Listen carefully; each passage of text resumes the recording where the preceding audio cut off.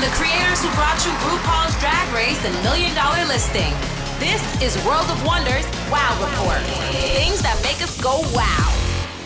Hello, everybody, and welcome to this week's edition of the Wow Report on Radio Andy, where we count down the top 10 things from the past week that make us go wow. And it looks like the inmates are in control of the asylum this week. Yep, Tom and Fenton are not with us today. I believe they're both in the UK, I think so. I think so, yeah. I'm James St. James, sitting in for Tom Campbell and Fenton Bailey. This week, our producer, Blake Jacobs, Hi. sitting in, yes. And with us, we have the executive editor of Hornet, who also happens to be Blake's BFF, Stephen Horbell. Thank you. Thanks for having me. We've had you on the show before, haven't we? You have. It's so fun. I'm so glad to be back. I'm so glad you're here. We're coming to you live-ish from the WoW storefront gallery window next to the WoW store here on Hollywood Boulevard. Right next to RuPaul's Star. Yep, you can browse online at store.worldofwonder.net. That's it. That's it, yes. Watch us on the WoW Report for Radio Andy on WoW Presents on YouTube. And now let's get started with the countdown.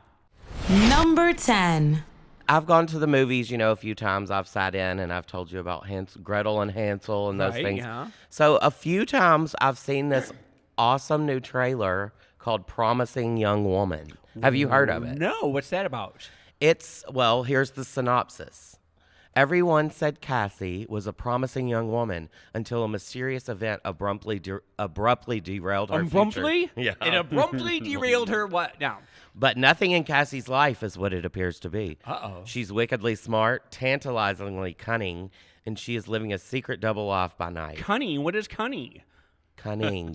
Cunning. Oh, I thought you were Now an bad word. unexpected encounter is about to give Cassie a chance to right the wrongs Well, of tell the me past. who's playing Cassie. Well, Cassie is Carrie Mulligan. Love her. Yeah. Which I don't think either of us, because I've seen the trailer also, it's amazing. I don't think either of us clocked that it was her. Exactly. And we've seen this trailer multiple times before, multiple films. Had no idea. Right. Who is Carrie Mulligan dating? Who is she married to? She's married to the lead singer of Monsters and Men, or No. Oh, one of those hipster, Yeah. folky hipster Yeah, bands. Right. No, it's with what's the other one besides of Monsters and Men? The name. Mumford and Sons? Mumford she's and with Sons, Mumford and yes. she's She's Miss Mumford? Yeah, she's Okay. Mrs. Mumford. Well, it also stars Jennifer Coolidge, We love. I us didn't some know Jennifer- that Coolidge was in it. Oh. Connie Britton. Love. I'm not that. I don't care much for Connie. Oh, Oh, really? I love her. I love- She's got good hair, doesn't she? Oh, the best. Okay.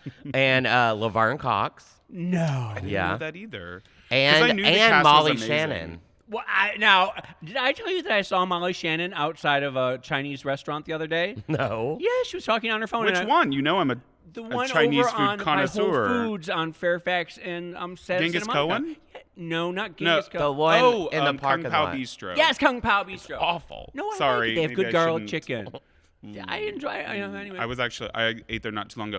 Another person that's in, two more people that I know are in the movie because I saw them in the trailer. One is Max from New Girl, Max Greenfield. I love Max Is that Greenfield. it? Oh, he's so cute. He's in it. I love him. And also that kid from Kick-Ass and what's the movie Superbad? Oh.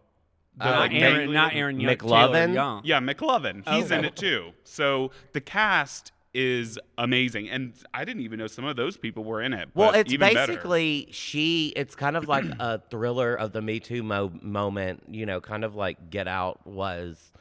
But it's like, what is it? Like, Well, it's all about, so the premise of basically the entire trailer, like, she goes to a bar every night. She says she goes to a bar and she pretends to be really wasted. And she's like falling off her bar That's stool. me. And every night she does that, Some nice guy takes her home and ends up trying to date rape her. And so Why does she do this? What, did she get off on it? What is it? They kind of sell it as like, what's wrong with her? She's like, and then I think you find out why she's doing it. Why is she doing it? I don't know. Well, I We'll think have to that see might the be movie. giving away too much. No. Nobody here is going to go see it. Tell Well, us. I think they're insinuating that she accused someone, maybe in college, that she accused like a professor or someone of rape, and no one believed her. And now they literally show her, she's like making tally marks for each of these date rapists that she kind of And Adam Brody is one of them. Yeah, I love it. From the OC. It sounds like a fantastic cast. The cast really Why is. have I not heard a thing about this? Well, Why- and this the is first time. soundtrack looks so good too. Yeah. Oh wait, you haven't seen this? No, it's just the trailer. It doesn't come out until Wait a April minute. 17th. You're pitching a trailer is your number 10 thing? It's Trailer Park, yeah. Okay. You've done this before. I've never done it. So the soundtrack looks amazing too. It's got this girl Sin, who we're obsessed with, CYN. She does like several new songs for it, including her song Drinks. And then there's Charlie XCX, Paris Hilton, Stars Are Blind, Sky Yeah, there's a Ferreira, couple throwback. It's not all new music. a cover of He Hit Me and It Felt Like a Kiss. So you don't really know anything about why she's doing this? Well, I mean, no, I mean they don't want you. I think the whole point of the movie is that you don't know why she's doing this, and that's part of like the Act 2 reveal is that. right. Okay. Yeah. But it's But I will also say, very important, one of the reasons why the trailer stands out so much is because in the trailer, it's got this really cool instrumental, super strings heavy version of Britney Spears' Toxic. Oh, yeah. Which obviously caught his attention as the biggest Totally. Britney fan ever. But it's this really cool cover of And Toxic. the poster is amazing. So when you go in, you're going to go and watch this, and then you're going to come back and talk about it again? Of course.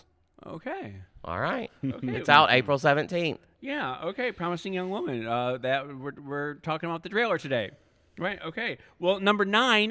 Number 9. I think that's me. I did watch something all the way through from start to finish. Well, that's a new thing. Pete Davidson special on Netflix. I also watched the Leslie Jones special on Netflix. Okay, And yeah. they're both really awful.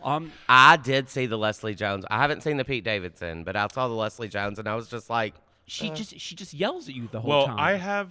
I've seen both of them also. That is very much Leslie Jones's shtick, But- is yeah, yelling. but- But I'm after an hour and a huge half- fan of hers, and I love it. But after an hour and a half, it was just. she Well, gave I me a will headache, say, and the Prince thing where she was talking about going to the award show and seeing Prince. I was like, oh my That God. was an amazing story. That's the best part of the entire well, special, but in my I'm, opinion. But I'm not here to talk about Leslie Jones. I'm here to talk about Pete Davidson because it's awkward and just cringy, which is sort of his brand. I get it. But he's not that funny, and the stories don't really go anywhere, and he was just reading off of cue cards at his feet. The whole thing felt very like he was forced to, like like someone had a gun to his back and he was doing it. I don't know that I understand Pete Davidson's place in pop culture all that much.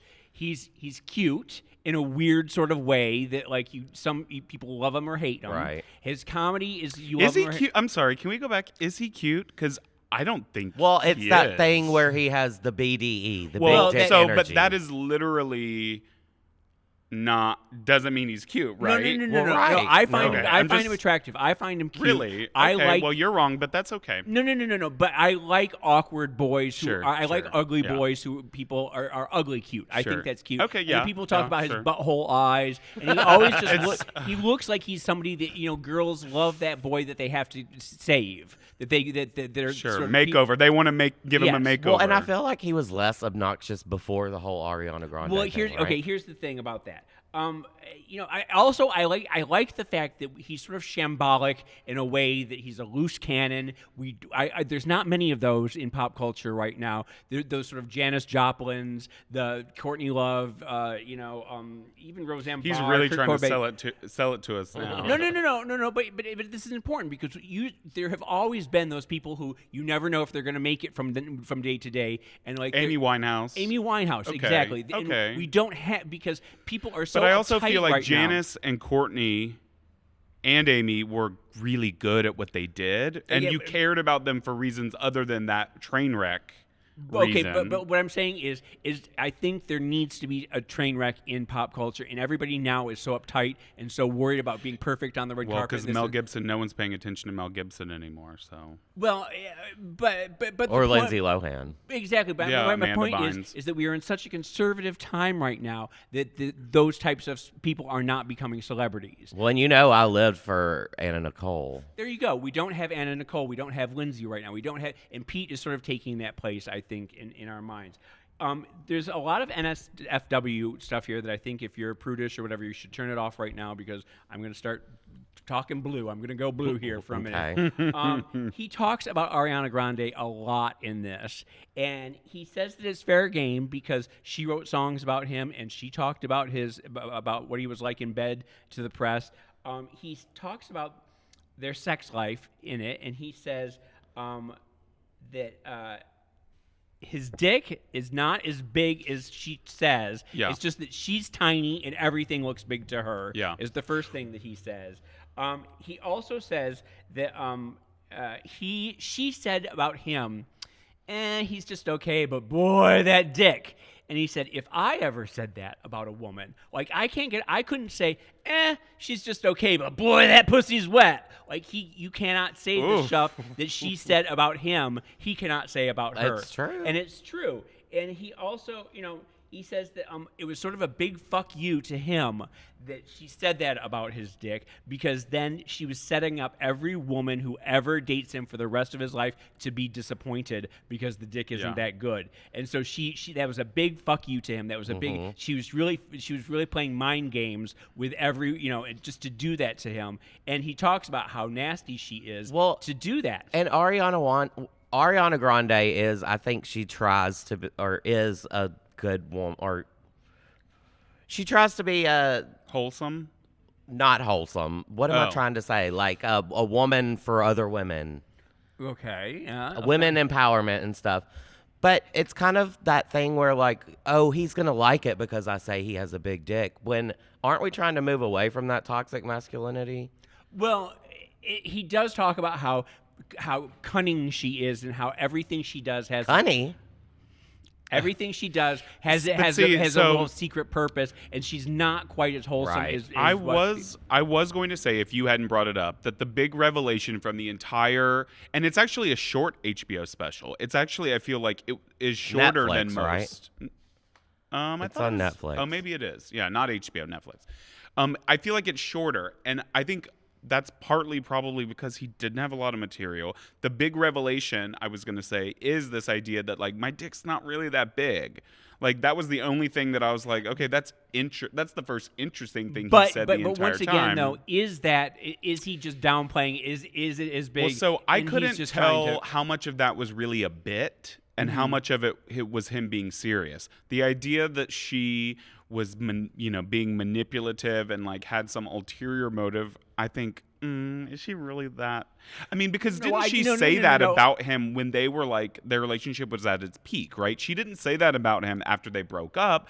I felt like she was bragging about this guy that everyone was like, why are you with this guy? And it was kind of a way of her to answer those critics and say, because he's got, this. No. But here's the thing, though. I do think that probably she is smarter than we're giving her credit for. She's a child actress who grew up in Hollywood system. I think she's surrounded herself by people who are going to say that this is how you should handle it. This is what you should do, like that. I think that everyone surrounds her is giving her advice on how to deal with breakups and things like that. So I don't think that she is this sort of bumbling, wide-eyed, well, no, naive. But I do think there's a big gap between those two things. Not bumbling, but also not some crazy mastermind, in my opinion. I don't know. I think she might be the mastermind. I think she that anybody who grows up in Hollywood and has, been on Nickelodeon and, has been a star for 15 years, I think that you cannot just be a faux naive waif. I think that she's probably she's probably smarter at handling these things than he is. Anyway, we do have to sort of wrap that up. Yeah. I do want to say that Pete Davidson, Alive from New York, is streaming on Netflix. And next up, we have The Outsider, that's Stephen Horbell. Number 8. Yeah, so The Outsider is an HBO series. It actually just ended this past weekend. I think it was 10 episodes, your typical HBO hour-long series based on a Stephen King book. The Stephen King book came out only 2 years ago in 2018. But I was really impressed with it. I know neither of you two watched it. Well, Stephen King has had a bit of diminishing returns since the 70s. You know, He has, but I would say I feel like, and I've thought this for the last couple years, we're almost seeing a bit of a resurgence. I feel like he's recently had a bunch of projects kind with of make the it It to thing, screen. especially so too. It is definitely one of those. I mean, those two films were huge. Dr. Sleep, which was the sequel to The Shining, that was which was one of my favorite movies of I guess last year. Castle Rock. I watched the first season of that. So I really TV, enjoyed that. He was really kind of permeating, and he's still cranking out these books multiple times a year. It seems like. But I haven't read. I was going to say I stopped after Cujo because I thought that was. Just I the actually worst thing. did read half of Dr. Sleep because I love the movie so much, but things come up and I never finished it. And I have not read The Outsider, the book that this show is based on. Yeah, tell us so about this. So really quick, the premise. The show opens with a really gruesome child murder.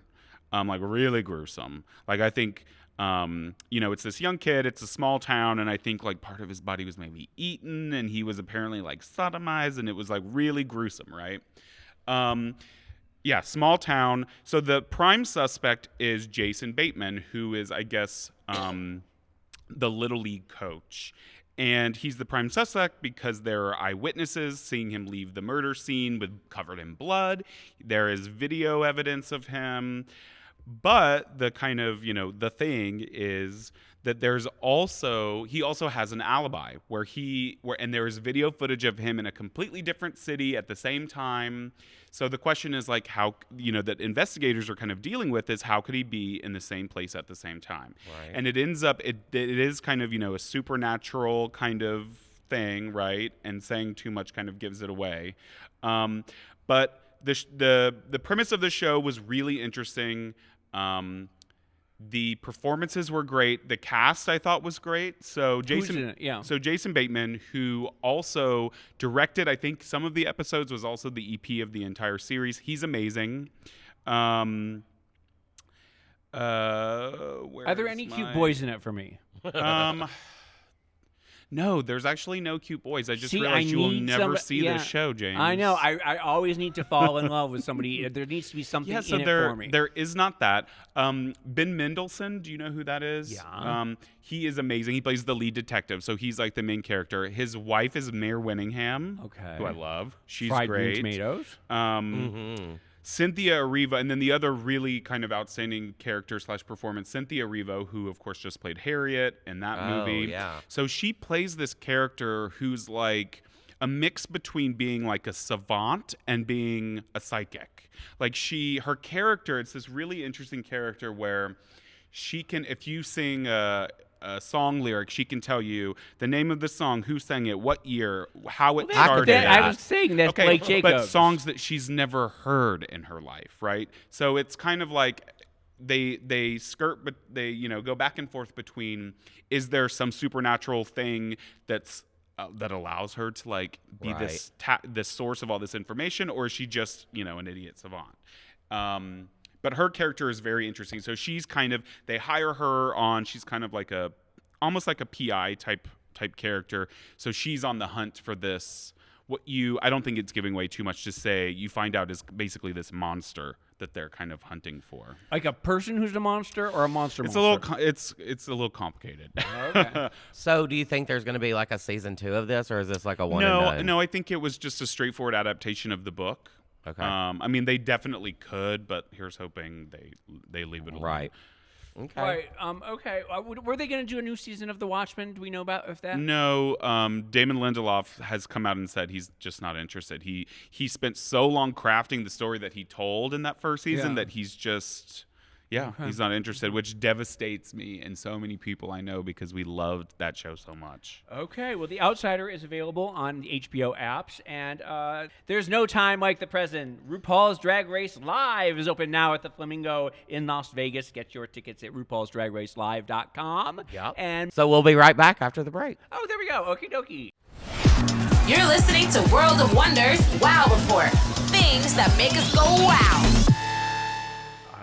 Welcome back. I'm James St. James, and I'm joined by our producer, Blake Jacobs. Hi. And executive editor of Hornet, Stephen Horbell. And they are both filling in for Tom Campbell and Fenton Bailey, who are gone for how long? I don't know. They're gone on assignment. Oh, good. Well, I think we've taken over. They've been banished. Okay, moving right along. We are at number 7. And Blake, that is you. What is it? Number 7. I want to talk a little bit about my favorite movie of all time, it's turning 25 this year, Clueless. Clueless. Well, it's interesting you mentioned that because Emma is hitting the theaters right now, yeah. and Emma is Clueless. I know, and I really want to see that. I've never read the book. I've never seen an adaptation Who of knew Emma. that Blake was not a Jane Austen fan? Well, I coming would've as a complete never surprise to me. guessed. But I am an Amy Heckerling fan, and Yeah, that's who directed this. She also directed Fast Times at Ridgemont High. Yeah, I'm sure you know. yeah. And an unsung movie that I love, Loser from the 2000s. Which, yeah. What was Loser? Loser was with Mina Suvari and Jason Biggs. It was the 2000s. You know that Amy Heckerling has a movie representing all the decades, right? Fast Times, Clueless, Loser, yeah. Okay, yeah. So it was directed by Amy Heckerling, stars Alicia Silverstone, Paul Rudd, Oh, he was so in his absolute height. Well, Paul Rudd has been handsome forever, and he's Yeah. still just as handsome as Brittany ever. Murphy. Oh, yeah. It was a That great. is way harsh, Ty. Totally. So it returns that one Fox newscaster that we don't talk about anymore. Yeah, Who? Dion. Stacey Dash. Oh, yeah. It returns to theaters in May.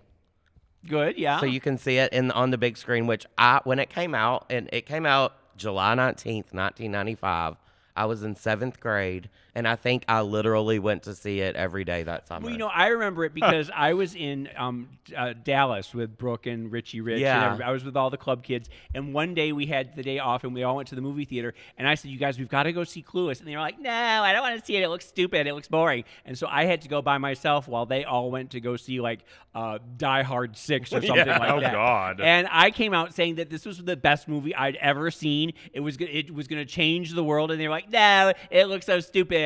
And it looks like I've had the last laugh here. Yeah, I think it really did. 'Cause I mean, it still stands this test of It time, totally doesn't does. it's totally a cult. I mean, I don't even think it's a No, cult it's not hit. cult, no. Like, Yeah, it's no. a hit. Yeah. Well, And it's it changed the way people talk. Well, it was the precursor for so many movies after it. I mean, there were obviously high school movies before Clueless, but I feel like as a tone, it really, I mean, Mean Girls. Well, I was going to say it was a sort of a throwback to like what Heathers was Sure. in the 80s, where it like changed the way people talk, like Fast Times 2. It introduced all these new like terms and phrases that every kid in the world was using. and I loved the clothes. Yeah, I the mean, they were clothes so over the top, and people still reference that yellow plaid outfit. That Totally. I mean, so many of those looks people Iggy still, Azalea's fancy video was a complete homage to There it. we go. Yeah. I mean, and it really does still stand the test of time. It's really good. Well, also for the 25th anniversary here in Los Angeles, they're opening up a pop-up restaurant, you know, like they have done for Saved by the Bell and 90210. Wait, did Twin anyone Peaks. go to the Saved by the Bell one? I wanted to Oh, go. yeah, people You went. did? I didn't, but people didn't went. either. Oh, was Mario Leave the Lopez? house? Was he? Were they the waiters? Oh, I don't think so. Oh, But tickets, the pop-up is called As If. cute. Yeah. And tickets were supposed to go on sale last Friday on the 6th, but they were postponed for some unknown reason, according to the Hollywood Reporter. What could it be? I know. I hope not. But with your ticket to the restaurant As If, you get a main and a side dish with a 90-minute entry window to access shareable snacks and merch. Oh my God, that sounds so atrocious. I LA-inspired can't wait. cocktails, desserts, and other foods are available. And there will be like set recreation, so you can like take photos, you know? Well, that sounds Okay, like which fun. sets do we think they would recreate? I don't know. I don't know. I don't know. Going. What is it? Rolling Maybe with my homie. they should. Yeah. I want to see the kitchen where she. Oh, from so the many Val of party? the best scenes from the movie. No, the kitchen, her kitchen, where she's like, you know, why are you, standing in front of the refrigerator Refrigerator. to keep cold or Yeah. some. Well, yeah. I'm hoping they have the closet. Remember, she had that closet that everybody in Right. the world Yeah. wants. Yeah. Yeah. Or circus liquor. Oh yeah. Oh, Oh yeah. Sure. It's an Alaya. And a what? Well, see Clueless in theaters again in early May. Moving right along, I'm going to talk a little bit about number 6.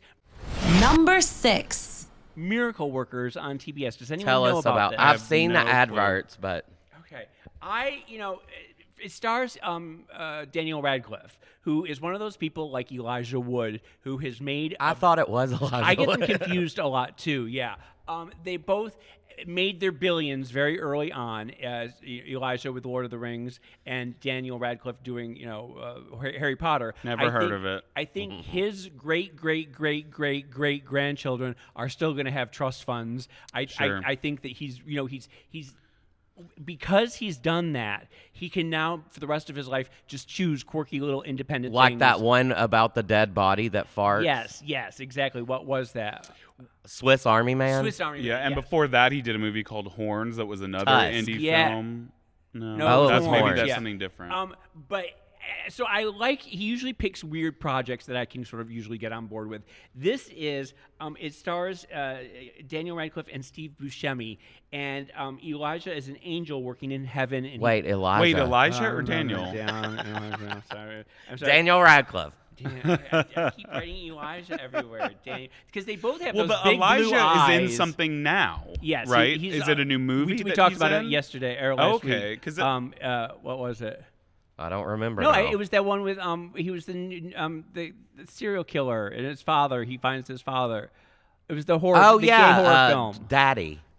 Come to Daddy. Come to Daddy. Yeah, Yes, that's right. Yeah. Okay. Well, anyway, he's in this. Daniel Radcliffe is an angel working in heaven, and he grants wishes. And heaven is sort of a bureaucratic nightmare filled with overworked pencil pushers who are just doing busy work, and they're hundreds of years behind on everything. God is Steve Buscemi, who's sort of capricious and vain. He's like an old hippie. He decides to blow up the earth on a whim, and so so Daniel and his co-worker make a deal with God that if they can get these two people to fall in love, that God will save the planet. Right. So that's the first season, and the first season is them trying to get these two people on Earth to fall in love, and it's interesting and it's good. And I watched the first 5 episodes, and then I sort of fell off, and then I went back to the second season because the second season. So So there's is- more than one season. This is- I it's- thought that this was a new show. Okay. It just started the second season, and you'll see the billboards around yeah. town, and Kind of medieval it looking. looks medieval. Yes, it looks like we're now in the Middle Ages. And I was trying to figure it out. Well, it starts off season 1, and it's the same cast. Season 2. Oh yeah, season 2 is the same cast, but for some reason we are now in medieval England, and God is now a shit shoveler. That's what he shovels shit behind a horse, and Daniel Radcliffe is Doesn't he's God he's a get to prince. pick his own job? No, he's not God anymore. He's just the whole cast is now. Oh, so just, they play different characters. they're just So it went from heaven to the Middle Ages. yeah, and there's no explanation. So it's like American Horror Story, same cast, but they all play different I people. guess that's probably what it is, unless they explained it in the last episode of season 1 why they were doing this. I don't know. Did you not watch that episode? No, I didn't. I only got 5 episodes in the first season, and then I thought I would go straight to because I usually love fantasy, I love medieval, I love all of that, and I thought that they would give an explanation, but no, it's just the same cast. But now they're all in. But it's a comedy. You know what it kind of reminds me of that you loved is Archer. I mean, I never watched that, but you said that Archer would like switch. Well, Archer, they gave you a reason because Archer was in a coma, and so he kept having all these different. Each season would be a different fantasy while he was Or what in a about when coma. Days of Our Lives just became a horror soap opera when she was possessed by the devil? But those are all the same characters. I mean, That's it's just true, that's true. It doesn't really make any sense. I don't know if I I'm going just to feel stick like with it. I feel like the last time I was on this show, we talked a lot about Marlena being possessed by the devil. Oh, we So I talked had about to it bring last. up. We talked about that last week. I did the Days of Okay. Our Lives recap last week. Yes, but anyway, I love Daniel Radcliffe. Steve Buscemi is always funny. The writing is really witty and smart. I would start with season 1 and do that because that was. But really watch fun the for whole me. thing. Yeah, I have to watch the whole thing, I guess. Anyway, Miracle Workers is on TBS and also on Hulu. And if someone wants to explain it to me, please write it or something and tell me what's going on. I don't quite understand. I love it. Okay. Number 5. That's you, Steven. What is it? Number 5. So I'm not a huge podcast person. Usually when I do listen to podcasts, it's like I'm a big fan of the New York Times, The Daily, which is, news. So I don't I don't really have a lot of range in my podcast, but there is one podcast that I wanted to bring up because it is amazing. And I know the guys who do it, and they do such a great job. It's called Gayest Episode Ever. And the premise of this podcast is every episode looks at a different LGBT-centric episode of these classic sitcoms. And it says something that this podcast is on its 3rd season, 50 episodes in. Wait so when you think about who had any idea that there were really this many? I mean, are we talking like Laverne and Shirley, Happy Days, Bewitched? So some of the shows, so Sanford and Son, Cheers, Seinfeld. Wait, Sanford and Son had a gay episode? It did. Designing Women had that gay funeral episode. Yeah, Tony Goldwyn. Goldwyn. Oh, I love him. I love him. Yeah. Facts of Life. Mary Tyler Moore. All in the Family. Golden Girls. King of the Mary Hill. Tyler Moore Roseanne. had Phyllis's brother, right? Wasn't she gay? I wouldn't know. I didn't listen to that episode. Wait, you've never watched Mary Tyler Moore? I'm a millennial, James. Wait, you don't watch Mary? You've never seen Mary Tyler Moore? I know of the show. I've maybe seen clips, but no, I don't think I've ever watched an episode of the Mary Tyler Moore show. Would you come over and I can introduce you to the glory of Mary Tyler Moore? I'm down. Because you would love Rhoda. You would love Rhoda. You are Rhoda. I'm the Mary. He's the Rhoda. No. Well, I'm Phyllis. I'm quoting. Oh, okay. What is that? What are you quoting? How dare you? Sue Ann Nivens. Romy and Michelle. Sue Ann Nivens, played by from the Golden Girls. Betty White. Betty White is one of the funniest characters ever on TV. Yeah, wasn't she she didn't want to play Blanche on the Golden Girls because she had already done that she's character. She's a horny old woman who's like, oh, yeah. So for this podcast 50th episode, the two guys who do the podcast, their names are Drew Mackey and Glenn Lakin. They did this special thing where for the 50th episode, they took a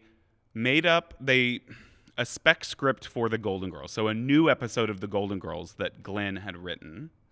And they did a table read of it. Uh-huh. And the episode itself, which is super kind of off the wall, in the episode, Blanche sexes a man to death, and the girls have to help her hide the body. So that's the premise of this lost episode of the Golden Girls. Okay. And so they staged a table read. Sam Pancake, who I know we all know personally. So Sam played Blanche. Sam, as some people will know, here in LA, they do a live drag stage show called Golden Girls Live. Sam is in that, but he plays Sophia. He plays Estelle Getty's character. And in this table read, I guess Sam has said he has always wanted to play Blanche. So he does get to do that in this table read. But I highly recommend the podcast. It's really smart. I know you just posted, or Hornet posted the other day. It was about the King of the Hill drag queen episode. They had a drag queen episode where right? Peggy Hill has very big feet. Oh yeah, I remember and that, she she meets these drag queens and they teach her where to go to buy shoes. Didn't she also become a foot fetish model at some point? Yes. Yeah. I remember that episode. I love King of the Hill. Anyway. Watch RuPaul's Drag Race Season 12 tonight at 8 p.m. on VH1, and we'll be right back after the break. But you did have a question this time. I do have a question. According to the script from Clueless, which I talked about a little earlier, it's turning 25 this year, the restaurant scenes were supposed to take place at this famous California chain. But when the CEOs of that franchise read the breadstick penis jokes in the script, when she's like... His you know what is crooked? Yeah. They would not allow filming to take place in their restaurant. What restaurant was it? Are we trying to answer now? No. After the break. We'll be right back. You're listening to World of Wonders Wow Report. Things that make us go wow. Okay, I'm James St. James, and I'm joined by our producer, Blake Jacobs, and executive editor of Hornet, Stephen Horbell, who are filling in for Fenton Bailey and Tom Campbell. Before the break, we had a trivia question, and recap it for us. According to the script for Clueless, which we talked about a little earlier, the restaurant scenes were supposed to take place at this California chain restaurant. But when the CEOs of that franchise read the breadstick penis jokes in the script, they wouldn't allow filming in their restaurant. What restaurant was it? Oh gosh, I'm thinking maybe it would be something high end like Mr. Chow's or Spago, something like that. Well, my guess is California Pizza Kitchen. Okay, sure. I mean, it's obviously very California. I think they probably have breadsticks, right? Right. Okay. What is it? California Pizza Kitchen. Whoa, okay. Well, moving right along, we are at number 4, and I believe that's you, Blake Jacobs. Number 4. So I've talked about a few shows on here before. I Am Jazz. Right. And I don't even remember what else, but I'm obsessed with the Learning Channel, TLC. Oh, I know this about you. You like those big little houses things and the big little people and Yeah, all that. I was going to talk about all of the little people shows I like on TLC. There's a number of them? Yes, 7 Little Johnstons. It's a family of 7, and they're all little people. They live in Georgia. And their I name love is them. Johnston. Their last name is Johnston. Okay. Yeah, and then there's the Little Women franchise, Little Women LA, with Tara What Jolie, is Wow it? Celebrities. Not What to is be it about- confused with the Greta Gerwig movie. What is it Right. about these little people that It's not about the little people, and that's kind of what I wanted to talk about. It's like people give TLC a rap for moving away from the Learning Channel Well, because into reality television, but I learned so much from watching all of these. we know because back in the day, TLC, A&E, Bravo, they had operas on it. They had like Philharmonics. They really were. It was the Learning Channel was about learning about things, and now it's all just reality trash. Well, They're just terrible. the channel was founded in 1972 by the Department of Health, Education, and Welfare And God bless 'em. NASA And as it- the wow. Appalachian Community Network Service. But it shows a little bit about the dumbing down of society. But that that's we what can't have but those- that's what I'm saying is not true, because I feel like, yeah, it's a different way that we learn, but you learn from What these are you- shows. What are you learning from these little You houses? learn their how they deal with things and how like it's difficult But for a how little is that person. any different than The Bachelor or Survivor or anything? What did they do? Well, Well, those no, are but you're competition series. Well, but he mentioned I Am Jazz, which Right, I'm about sure a you trans- do learn a lot about trans issues. I've and- watched there's that show Skin Tight about people that lose a lot of weight, and you learn like how like people after you lose all this weight, you still have all this But extra you really skin need and- 10 seasons to learn that that baggy skin is what you get from losing weight. No, but do you need 10 seasons of But what I'm Archer saying, or whatever? Like, no. But what I'm saying is like we've lost something I that we feel aren't like- allowed to have intellectual television anymore. well, maybe. But And I mean, didn't it say I feel something like about they're the- still teaching people. I think But that there's something about the Nickelodeon still shows Mr. Wizard's World. For what it's What's worth. that? You never watched Mr. Wizard on No. Nickelodeon when we were little? Mm-mm. Oh, it was all like science experiments. I think they kind of jumped the shark with like the Honey Boo Boo thing, because like what's really educational about Honey Boo Boo? Well, I don't think they're trying to be educational with any of these things. I don't think the Learning Channel. No, I don't think but Bravo, and it- I don't think But A&E. what it sounds like is that all of these shows are trying to give people a glimpse into like Into- a community or a lifestyle that they Exactly. don't know about. And that's what I'm saying. And so from that point of view, I guess they are trying to kind of learn people, right? Like about, this.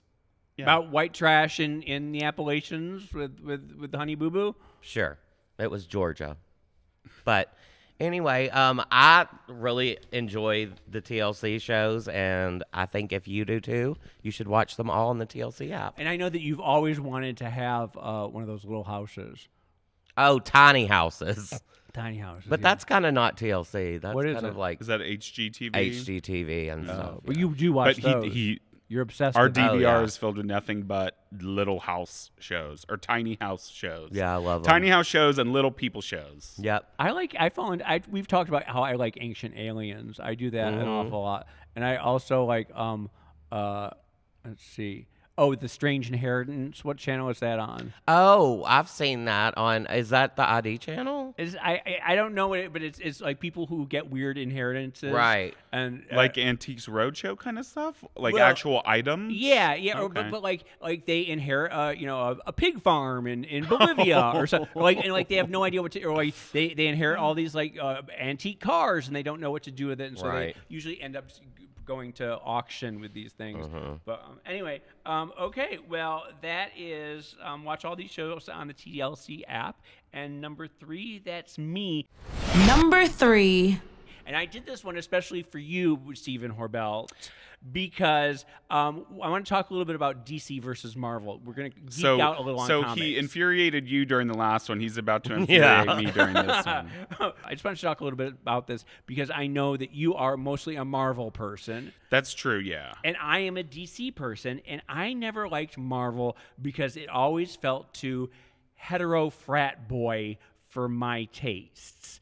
I always felt that DC queer-coded their characters a little more in black and white than Marvel did. And that's a good thing? It is. Queer coding their villains? No.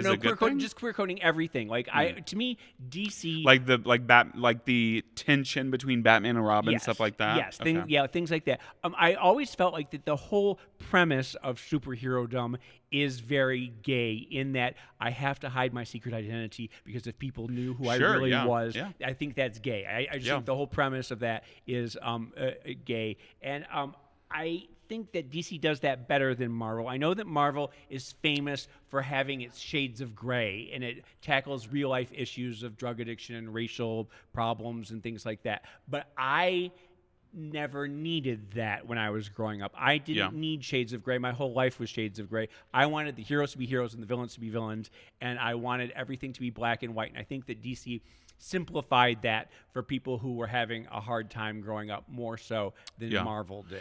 Well, and I wouldn't agree with that.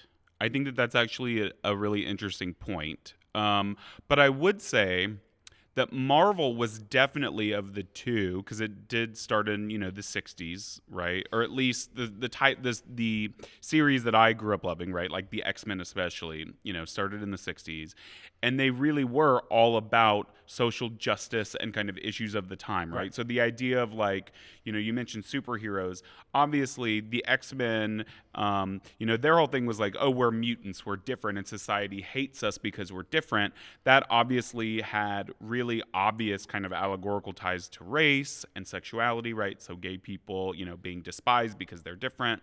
Not in the same way as my secret identity, here's my costume. So I agree with that. But I do think that the amount that Marvel was able to kind of tie in these social issues was really groundbreaking.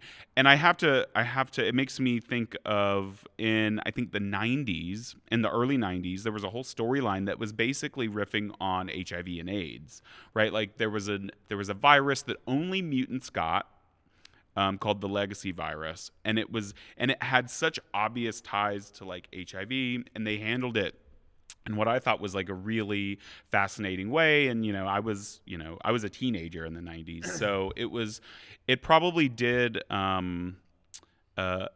mean more.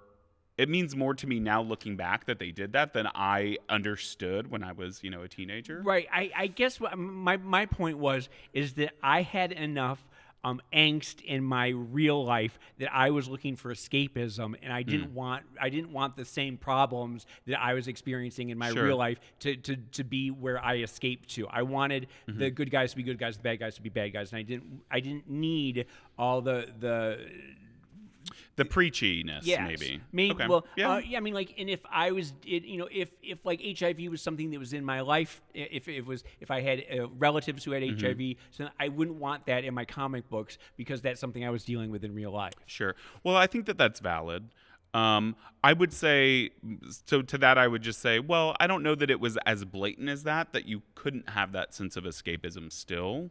But I get that. And I think the superheroes were cuter in DC. I think How dare I do. You? I think the Robins and Kid Flashes and we also have a very different type. I feel like DC was never about the muscly, sexy guys either. Well, but I do think that you have someone like Dick Grayson who is famous for having a hot ass. He's a twunk. He was maybe the first ever twunk. That's probably true. But I do, and I think that just the costumes were hotter. I'm sorry. That is ludicrous. Well, but we have to, anyway. I think we could argue this all day. I think we're going to wrap that up. We're going to take a quick break. Oh, no. Wait, we've got number 2. Number 2. So, what was it? Last week, Blake and I went and saw this new film, just came out, called Swallow. Yeah, we had never heard of it. You just got an email from ArcLight. We were looking ArcLight, the big theater chain here in California, got their regular email. It was, literally a still photo and a 2-sentence synopsis about this woman who to kind of like get control back of her life, starts swallowing these weird things. That's literally all we knew. Is it sexual? What is it? So we had no idea. It says, Hunter, a newly pregnant housewife, finds herself increasingly compelled to consume dangerous objects. That sounds like a TLC show. As her husband and his family tighten their control over her life, she must confront the dark secret behind her new obsession. So it doesn't say it, but it makes it sound like, is this, and you don't really know from that synopsis, like, is it a thriller? Is it a horror film? Is it a dark comedy? We really went into it not knowing much. Like bricks and stuffed animals Well, so let's back up just a little. So directed by this guy Carlo Mirabella Davis, who I had never heard of his name before. But the movie premiered at Tribeca last year. The lead, this girl Haley Bennett, actually won Best Actress at Tribeca last year. I thought I hadn't seen her before. She's actually Stella, Thomas Decker's best friend. I love Thomas Decker. He is Greg wonderful. Araki's Kaboom. He has eyelashes for days. Which I love. Yes. And she gave us like a very Bjork vibe. She's very hot. So yeah, I did. I had jotted down that she gave me like very Michelle Williams. Okay. And other people have pointed out she gives some Jennifer Lawrence vibes too. But yeah, like we both actually thought this because we talked about it after we saw the film, that parts of her face are a little Bjorkish even. That's not a bad thing. Let's get back to this. What is she swallowing, and why is she swallowing it? Well, and also I wanted to say really quick, this girl hasn't, because she is very much the lead of the film. She hasn't been in that much yet, but she's one of those actors who, if you look at all of her upcoming projects, she's in so much upcoming amazing stuff that you will know of her for sure. So, in the film, she plays this really meek woman who kind of appears to have it all, right? She's got the hot husband. They're rich. Most of the film takes place in this gorgeous mid-century modern house. We don't really know where. I'm thinking maybe it's like upstate New York. I think so too. But so she has it all. She finds out she's pregnant.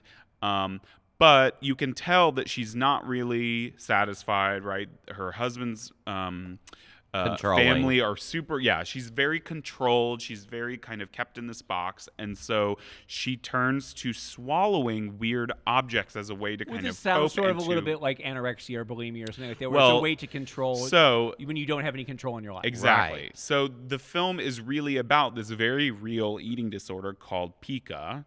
But what is she swallowing? So first she swallowed a marble. Which is, I've swallowed marbles, sure. But then she's vacuuming, and she comes across this silver thumbtack, and so she swallows that, and you're like, this is not going to end well. Yeah, she's progressively swallowing things that are more harmful and more dangerous. Well, what does that slice up her intestinal tract? Well, yeah. So there are a few shots where it's like, oh, there's lots of blood, like in her stool.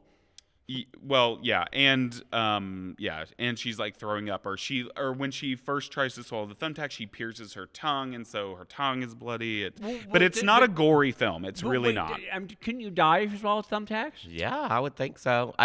And we thought in the movie that it was going to be about her she loses the baby and that's the end. But yeah, you can't swallow a thumbtack when you're pregnant. That's not really what happened. Well, so wait, okay, then what else does she swallow?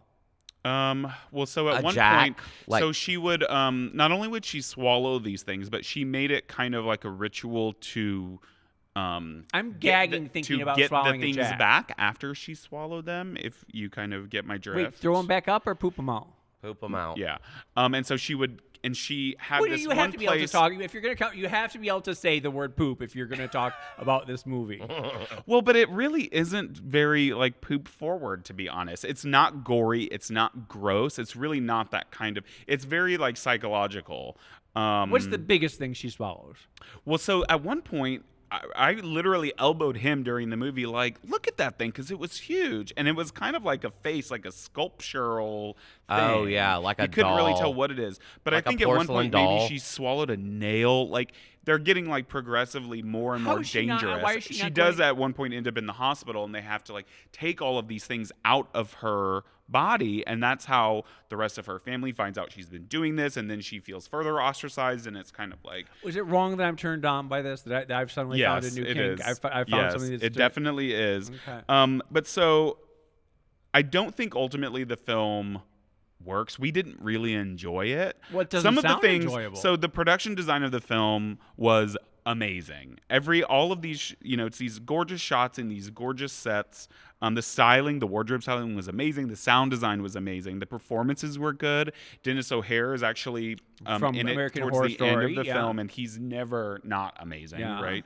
What doesn't work is that the tone is kind of all over the place. Like there are parts where you laugh. There are parts where you're grossed out. And the first half of the film, I felt like I was thinking to myself, like, what kind of movie is this going to be? Like, is it going to turn horror film? Is it going to turn so the whole time I thought that it was kind of up in the air, but my biggest problem was that it was so literal. We went into it, I thought that it was going to be very allegorical, right? Where it's like, this is what the movie is about. It's about this woman that swallows things to gain control of her life. But it's ultimately about some higher kind of intentioned thing. And it's not. It's a very literal movie. Interestingly, though, it has an 88% on Rotten Tomatoes, so maybe Wow. I'm just So, wrong. yeah, I mean, people are getting off on this, maybe. guess I think so. it sounds... Well, I don't think it's really not sexual. Huh. Okay. Yeah. Well, Swallow is in select theaters now, and it's also on Vudu and select streaming platforms because I saw over the weekend. I wasn't able to watch it, but I think I do need to go in and watch it now. Yeah, watch it. Let us know what you think. Yeah, okay. You can now kiki with us about all things WoW, including Drag Race. Text us at 323-593-5075 and start a convo, Queen. Yeah, girl. Yeah, girl. We now have to take a quick break, and when we come back, we'll reveal the number one thing this week that made us go, wow. This is the WoW Report on Radio Andy Sirius XM. You're listening to World of Wonders Wow Report. Things that make us go wow. Welcome back to the WoW Report. I'm James St. James. I'm here with Blake Jacobs and Stephen Horbell. And that means that we are now at the number one thing that made us go wow this week. And that is our number one. What is it, Blake? Number one. Coronavirus. Coronavirus. Again. Yeah. It seems like every week is getting a little crazier and crazier. The airports are like deserted, I hear. Movie theaters are deserted. I looked at airplane tickets just to see, and like I know it's like Spirit Airlines, but you could fly from here to Dallas round trip for like $50. I saw on Twitter today there was a guy flying to Rome, and he was the only person on the plane. Oh my God, really? Yeah, tickets were like $245. The prices have gone down. Wow. So I don't know if Blake told you, but I'm literally leaving here and going to the airport. Oh, God. So I'm going to Istanbul, through London, then to Cape Town, and then to Rome to Paris for work stuff. But I'm A little praying. nervous?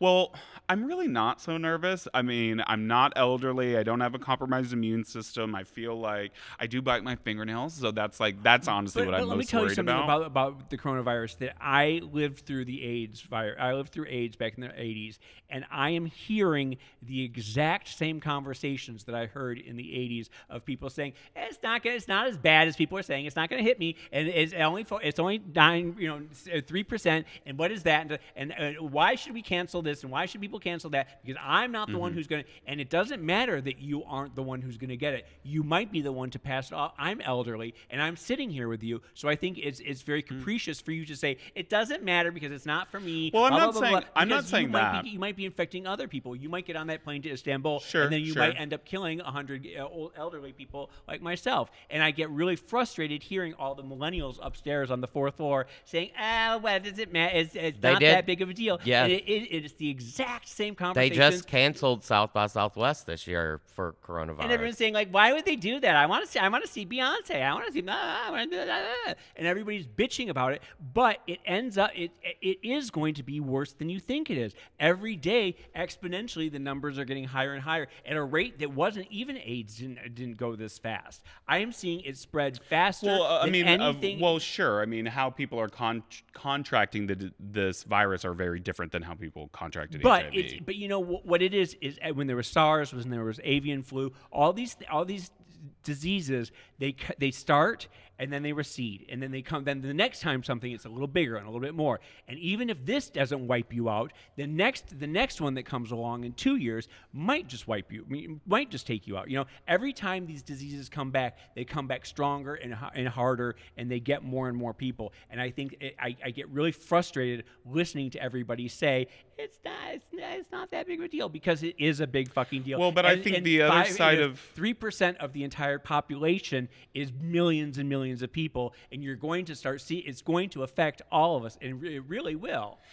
The other side of that coin is that you have a lot of people who are kind of who are really disappointed in the kind of panic response, right? So you have people who are saying the level of panic that we're seeing is not kind of commensurate to what is actually happening.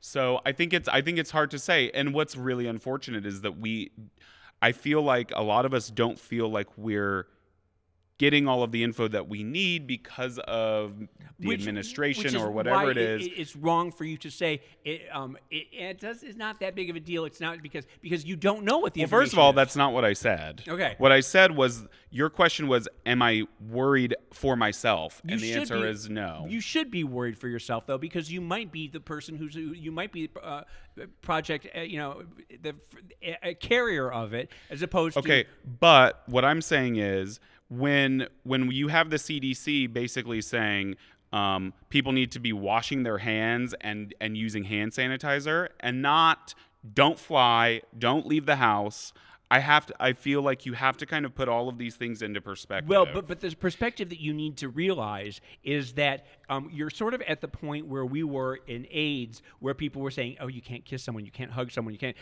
like that, and we don't know yet what the parameters of this are. But I think you're. It's actually the opposite, because what you're talking about is kind of fake panic, right? And what I'm saying is, I think that we should make sure that if we're panicking, it should be because there is a reason to, and that we have the facts that tell us. Right, but what I'm saying is that we don't have the facts yet, and we're still at this sort of wishy-washy phase where people are saying, "Oh, just wash your hands," but maybe that isn't really what it is. Maybe there is something else that we don't know yet. I think people need to wash their hands as normal, and if you're sick, stay at home. Well, I'm sick right now. I shouldn't have been here. Don't come into the office. I mean, I don't think you're coughing and have fever and all that stuff. Like, you may be sick. But we don't know. We don't know. We don't know. So just stay home if you're sick. And I don't know. I feel like things are going to get worse before they get better. And I don't want people to just say it's. You don't want it to be a flippant. It's not going to affect me, so I don't need to worry about it, because I do think that sooner or later it will touch all of us at some point. Yeah. And even if it isn't this, it might go into incubation. It might go back and recede for the summer, and then come back with a wallop in the fall. We don't know enough about it yet for us to be not worried. Okay. I'm sorry I got upset about it, but I like I said, I am hearing the exact same things that I heard in 1984 from young people upstairs, and it frustrates me. Everyone's opinion is valid. Right. All right, well, we're out of time for this week. Thanks for tuning in to the WOW Report on Radio Andy Sirius XM. Listen to previous episodes on our YouTube channel, WOW Presents, and we'll see you at the same time, same place next week. Until then, go out and do something that makes the world go wow. I mean, I didn't mean to get frustrated, but it is, Stephen. I mean, I get what you're talking about, but I feel like when you're talking about the HIV stuff, that's all about people panicking about, like, inappropriately. And so that's kind of what I'm saying. Like, we're seeing that happen with this too, right? The fact that there's no toilet paper at the store and people are, like, selling hand sanitizer for $500 on Amazon. The masks. It's the same thing, right? It's this panic response that is actually not helping. The reason, like, people wearing masks, right? Where they're saying you actually aren't preventing getting it by wearing a mask, and you're actually preventing people who do need to wear masks because they're health professionals or whatever from getting them, right?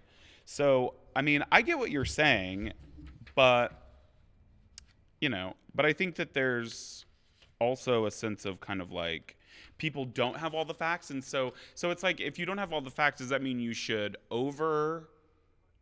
I think you should err on the side of caution. I just saw that Ted Cruz is gonna self-quarantine. Yeah. And then for an I love abundance that you're of still caution. talking into the microphone. Well, We're no, not still no, recording. because we are. We're still filming for the YouTube right now. Oh, I didn't know that. Yeah. No one tells me these things. Yeah. But I think that it might be the tip of the iceberg, and we don't know, and so therefore we should err on the Sure, side of caution. sure. And I think that I've always said that the panic was going to be worse than the actual virus, and that's something the way human I think nature we're definitely is. seeing that.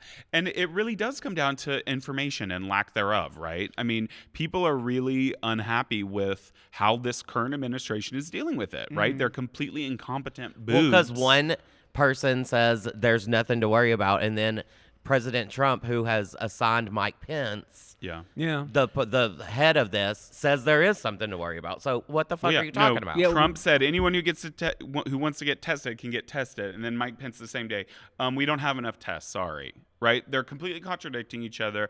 The administration is not letting health officials speak on their own behalf unless those messages have been vetted by the administration. That is not how this should be working. Yeah. You know, like I don't want to see I don't care what Mike Pence has to say. I want to know what Anthony Fauci has to say, right? He's the professional. And, you know, the guy that's running our CDC right now thinks that AIDS was, God's punishment on gay people. Yeah. That is who's running the CDC right now. Yeah. You know, a lot of people maybe don't know that. So, you know, it's crazy. It is crazy, and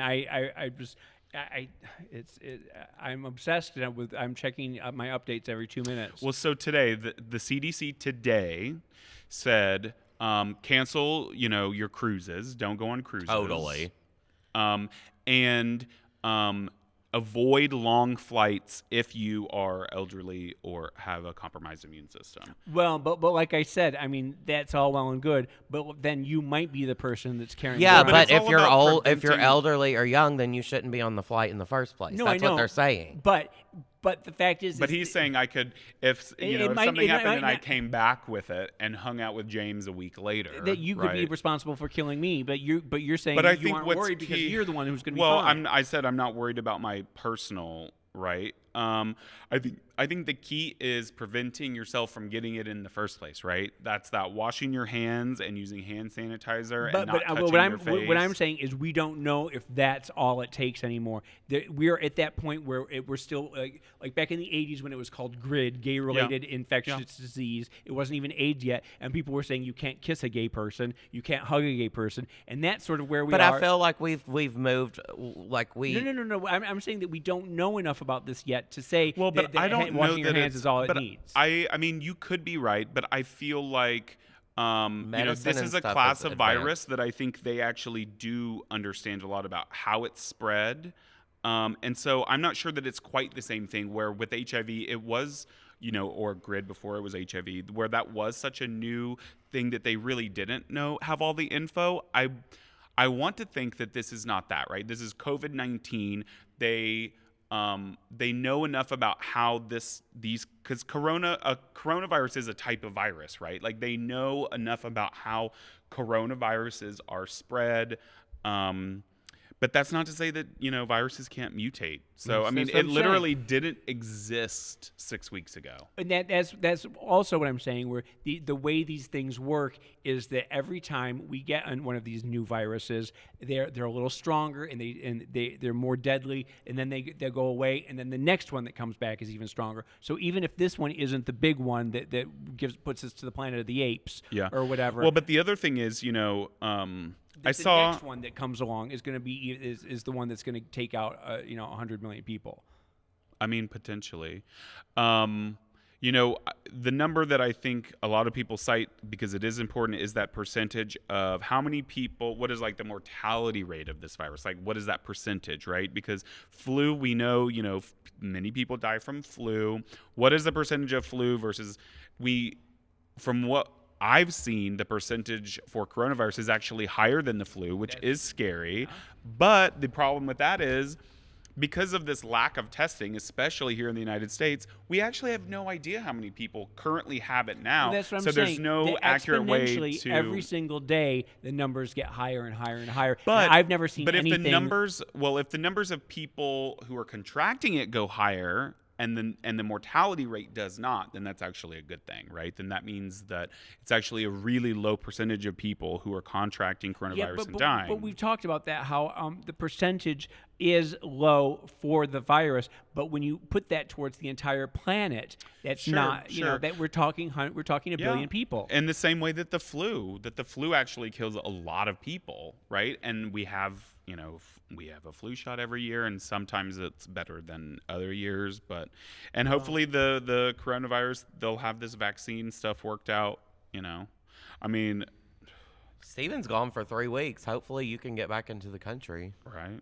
See, I'm just saying, let's talk in 3 weeks and see where we are. And if if I was going anywhere that was currently dealing with something like an outbreak, I would probably think differently. But none of the places that I'm going have had, crazy numbers. Well, sure. Okay. Let's do lunch. Back to my sick bed.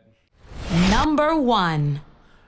Number one, we had a slightly different version of number one, but as the week has gone on and things have gotten progressively more, people have been sort of panicking, and there's been a lot of more information that's out there, and a lot of things have been happening, a lot of things have been closing. Italy has had hundreds and hundreds of deaths. Yeah, and they say that we are 10 days behind Italy, so we don't really know what's going on, but every day we sort of learn a little bit more. I know that, recently Tom Hanks and Rita Wilson, Queen Letizia of Spain, said that she was going to self-quarantine.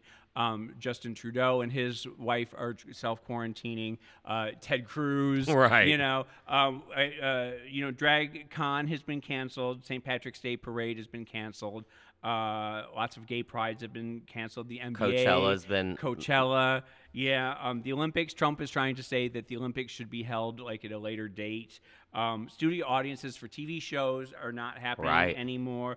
Quiet Place 2 said that they're gonna not go, or it's gonna be in the fall because they think it's a movie that people need to see together, and people are not going to go to the movies right now. People are not going to movie theaters. Travel is getting crazy. Stephen Horbell. He was supposed to be on a 3-week jaunt from Turkey to South Africa to Paris, and now he's just coming home after Turkey. I've been hearing that the airports in Europe are absolute bananas right now, and people are, saying they'll pay $10,000, $20,000 just to get back to the States. I did see that socialite Na Nguyen from Vietnam was diagnosed with the coronavirus after attending the Gucci and Saint Laurent shows. Oh no! And she said, she was sitting front row, and she said that people were being really mean to her after they found out that she had the virus and was flying around and going to the fashion shows. And then she said she knew she had it and was flying around. She said she didn't know, and she didn't find out until later. But then she said, she had sort of a funny quote that I'm going to shame her for. People said I flew home that I already knew when I was at the shows, neither of which is true. They said that I'm spoiled, and that because I showed my cleavage, that's why the virus was attracted to me. What? She thinks that she got the virus because she's been showing her cleavage. And that's maybe the kind of misinformation out there that people should be paying attention to.